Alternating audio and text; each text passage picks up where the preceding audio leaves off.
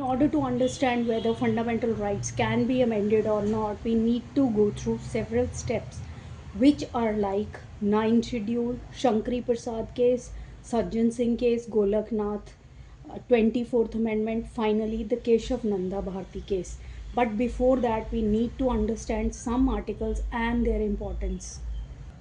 First of all, we need to know when any law is made, whether it is an ordinary law or constitutional law.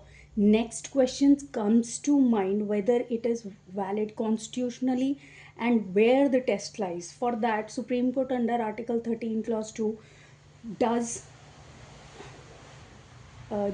judicial review of state made law.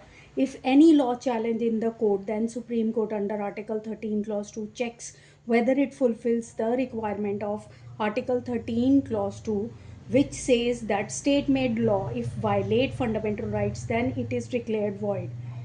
Word law is defined in Article 13, Clause 3, Subclause A, which says that any regulation, by law, ordinance, usage, custom having the force of law in India is called a law. So to check the validity of law, it needs to follow Article 13 Clause 2 read with Article 13 Clause 3 Subclause A.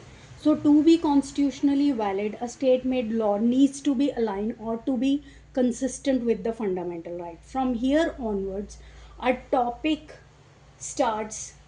To make you guys understand that this topic, I will split this topic into several short videos. So in the next video, I'll be following the first step, that is 9 schedule. So in the upcoming video, I'll explain what is 9 schedule, what it talks about, and what is the importance in understanding whether fundamental rights can be amended or not, what is the basic structure theory.